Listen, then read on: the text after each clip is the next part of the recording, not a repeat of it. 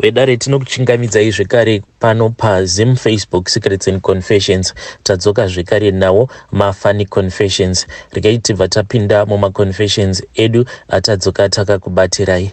Message edu yekutanga yakamira sekudai so. Hanzi makadii zvenyu mukomanashi, ndinokumbirawo kuti munge muchindiposterawo nyaya yangu makavikawo chitupa changu. Inini mukomanashi ndiri mudzimai ane makore 40 years ekuberekwa.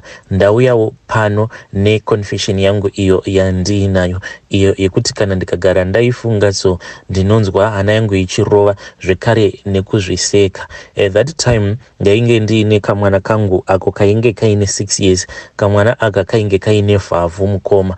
Kaiti kunyangwe pamba pakasvika vanhu kaibva katanga kurudunura nyaya dzose, kairudunura nyaya dzose apa kaitanga kati handiti kachita zvekukakamira zviya, kaingoti kana kakadaro unobva watoziva kutoti zvose zvamunenge makambotaura zvaibva zvatotanga kutounzwa, angava ari muyenzi kana ani zvake. Ende itype iyayo yekuti waiti kunyange ukamutarisa neziso riya rekuti regedza zvauri kuita, iko kaibva katoita worse. Ende kaiti kana kakatanga kutaura kudaro kaibva kaenda kobva kanomira padhuze nemuyenzi uya kana kuti muvakidzani anenge auya pamba, kuitira kuti iwewe usazomutswinya kana kuita sei.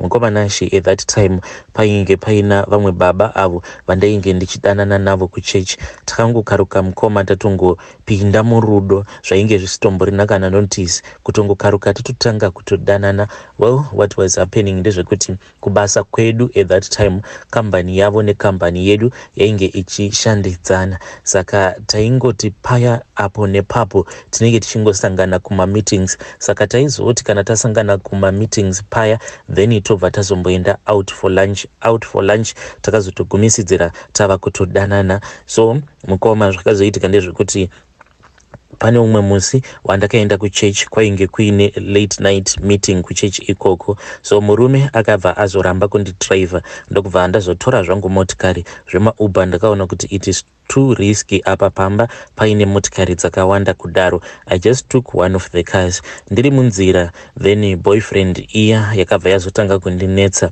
ichindinetsa ikati ndikuda kukuona, I can't sleep because kuno kumadhamu zvinhu hazvina kutombomira zvakanaka. Apa ainge achiti madhamu vake vainge vari kuma MP, saka iye ainge achitonzwa havi chaiyo yekuda kurara nemunhukadzi, saka ainge achitondipa pressure. Anyway, ndakambomuignore mukoma, ndokubva ndamuudza kuti I will see you after the meeting. But vanhurume munongovaziva kuti kana akagara angopromisiwa anything haupiwi kana zororo. Ndirimo muchechi imomo ndainge ndanzwa mukoma ndichingotumidzirwa chisikarudzi chake zvekare nemastickers. Andakaona kuti pressure yacho it was too much, ndo pandakabva ndazongoita give in. Iye ainge atova muroad achiuya kuzondipika up kuchechi ikoko apa meeting yainge isati yapera, achiti kana ndikakumirira kusvika meeting yekuchechi yapera ndipo paya paunozongondidhampa over watodrive uchienda kumba kwako straight. Saka ndoda kutoshandisa mukana iwewe uchiri kuti uri mumeeting. Saka ndakabva ndazobuda mumeeting muya, ndokubva ndaita sekunge ndainge ndava kutoenda kumba, but takabva takommunicata ndokubva tazotsvaka zvedu patakasangana. Takaenda tikanopaka kune chimwe chiground, tiriko kuchiground kuya mukoma ndo patakabva tatanga kuita zvedu bonde. Inini mumba ndainge ndangobuda ndisina kana chandainge ndinacho, no tissue no what. Iyewo kwake akangobvawo, munongoziva vanhurume havana nguva yekuswera vachigadzirira bonde. Iye akauya asina kana maprotector. Pose apa taigara tichiita nemaprotector, but musi iwoyo iye akabva azongondimanikidza kuti titongoita zvakadaro. So mukoma takabva tangoitira mumotikari make, since iye ainge aine motikari hombe. Takabva taitira mumotikari make muya. Iye akati achazoburitsa kana nguva yake yakwana iya yekuti anenge ava kuda kusvika, but nguva yake yakati yakwana yekusvika akabva atowedzera kundidzvanyirira pasi ndokubva angoitira mandiri. Ndakapopota mukoma. Apa tichinoita kudaro tainge takatongopfeka. Ini ndakangoita zviya zvokungoisa chipfeko changu pasite ndokubva tatotanga kutoita. Saka kubva zvaakazondimesa up ndakabva ndaona kuti ndainge ndatomesewa up so much kuti ndinge ndichikuenda kumba zvakadaro zvainge zvisingaiti. Saka ndakabva ndangoburuka mumotikari muya ndokubva ndakurura chipfeko changu chemukati icho chainge chamesewa up. Ndakasimudzira sketi yangu ndisingadi kuti nayo inge ichiitwa mess up ndokubva ndazviwaipa nayewo akabva nayewo ndikabva ndamuwaipa zvekare nechipfeko changu chiya chemukati. Takabva tati bye bye, iye achienda kumba kwake, inini ndichiendawo kumba. So zvandakaita mukoma ndezvekuti chipfeko changu ichi chemukati ndakangozochikanganwa chiri papassenger seat ipapo, because murume akabva azondifonera. There was this other business thing chainge saka murume ndiri muroad akabva azondifonera. Murume wangu ainge awana rimwe contract mukoma. This contract was almost R1,000,000. Saka excitement yacho was just too much. Zvose izvo zvekuti ndanga ndambochita and stuff like that zvainge zvatokanganwikwa ndokubva ndatongo drive speeding going back home. Ndichisvika kumba muno nevana vainge vakatondimirira mugaraji paya ndokubva ndatongopaka motikari nekutoburuka ndokubva tatotanga kutocelebrate. Inini ndakabva ndazoenda kunogeza. Motikari yangu ndakabva ndangoisiya yakavhurika. Saka mwana wangu uyu wekuvhengedzera nayewo anofarira motikari. Kana akangoona motikari inenge yakavhurwa anobva atopinda muya obva atoita sekunge ari kudhiraivha achiti vrum vrum.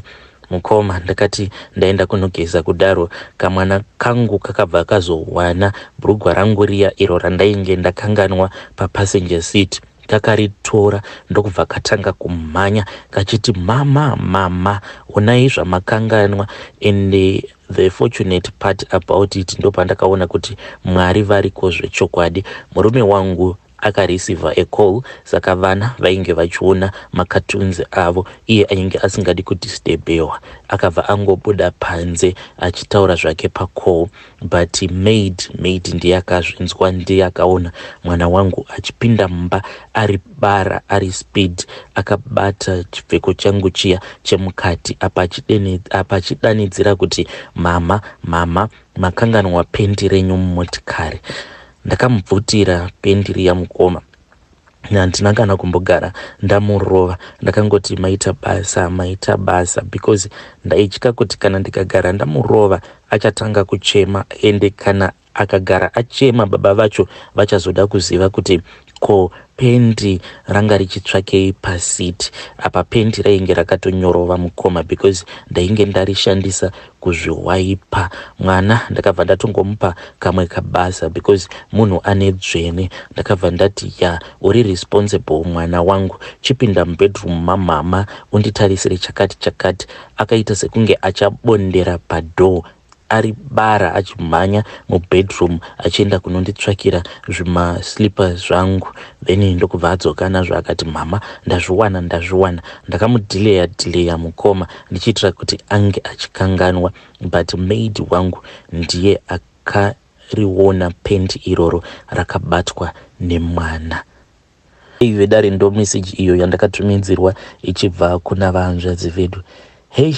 Hanzi ndakakanganwa chipfeko changu chemukati mumotikari apo chandainge ndashandisa kuzviwaipa mushure mekunge ndarara nevamwe baba vekuchechi. Vanhukadzi hamusi kuzorora.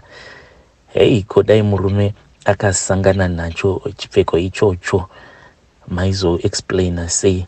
Hanzi navahanzvadzi maid ndakangoti mwedzi uchitongopera ndikabva ndatomufaya because ndakaona kuti ndiye munhu ainge akachengeta secret yangu aikwanisa kuzondi expose. Regedzai tibva taenda panyedu inotevera. Nyedu inotevera yakamira sekudai so. Hanzi makadi zvinyu mukoma Nash, ndinokumbirawo kuti munge muchindiposterawo nyaya yangu makavikawo chitupa changu. Yangu nyaya yakamira sekudai. Mukoma takati taenda kumusha. Saka inini navadzimai vangu nevana zvatinowanzo kuita kana tichienda kumusha, tinotenga zvikafu zvedu, zvimwe tinoisa mumakula box. Mukunofamba paya tinenge tichidya zvedu. Saka ipapo pane rimwe sadza ratakatenga. I suspect kuti sadza iri nyama yacho vanoita zviya zvekuisa soda kuitira kuti ikasike kuibva. mukoma ndakangoti ndichingodya sadza iroro ndokubva ndatanga kunzwa kuti mudumbu mangu mainge musisina kudzikama. Anyway, takaramba zvedu tiri munzira tichienda kumusha kwevabereki vemudzimai wangu. Takati tichisvika kuya tikasvika pamba, vanhu vakafara, vanhu vachigocha chibage vachiita sei. Saka usiku hwacho kwakazotanga kupisa ndokubva pazobatidzwa moto panze. Takabva taenda paya tikagara zvedu vanhu vachigocha, but mudumbu wangu wainge waita sekunge wainge wadzikama zveshoma. Mukomanashi ndakazotanga kunzwa kuti painge paine imwe sound iyi yainge ichibva nekuhuni, izvo yainge itori nyoka mukoma. Saka nyoka iyi yainge ichifamba ichiuya apo patainge takagara, chainge chiri chiva. Ndaingonzwa kuti ndikatoziva kuti iyi inyoka, but ndakabatidza tochi ndokutocha hapana kana chandakambogara ndaona. Saka nyoka iyi yakabva yazoonekwa natsano. Nyoka iyoyo payakaonekwa mukoma yainge yatova mujinga mangu.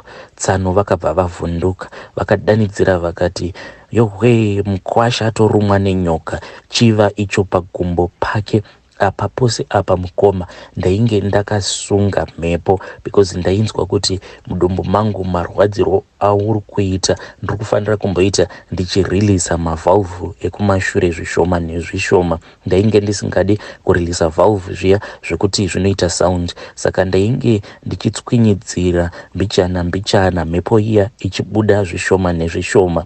Ende tsano ndo pavakabva vazodanidzira vachiti, yohwe, tsano vatorumwa nenyoka. Saka neniwo ndakabva ndatofunga kuti ndainge ndarumwa nenyoka mukoma. Ndakabva ndajamba. Saka mukunojamba apa mavhalvhu ekumashure uko akabva angosununguka. Ndakaregedzera mukoma. Kaita chikuregedzera mukoma nachi ndichichiregedzera kudaro chakaita mutinhimira zvekuti munhu wose akabva akanganwa nezvenyoka. Munhu wose akabva ati zii. Vana nevazukuru vainge varipo ndo vakaseka.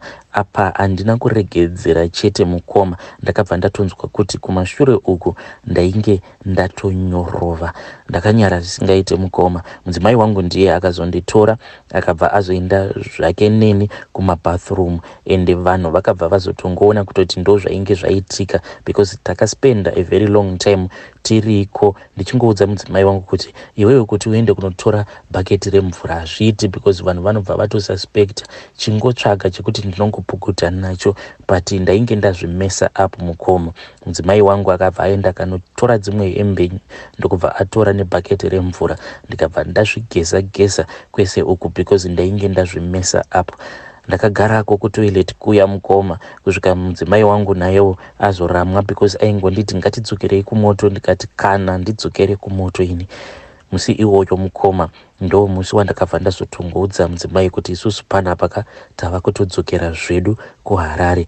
Mudzimai akaramba, but inini ndakatongozvipa hangu chivindi chekusiya mhuri yangu kumusha. Ndakapinda mumotikari mangu early in the morning. Ndakashaya kuti ndooneka sei vatezvara vangu, because mupfungwa mangu ndainge ndava kungozvibvunza kuti saka izvezvi kana ndikangomuka ndichioneka vatezvara naambuya nanatsano kuti inini ndava kumbodzokera nemhuri yangu kuHarare, kuvatezvara vakazondibvunza kuti ko mukwasha kuoneka kwakanaka here.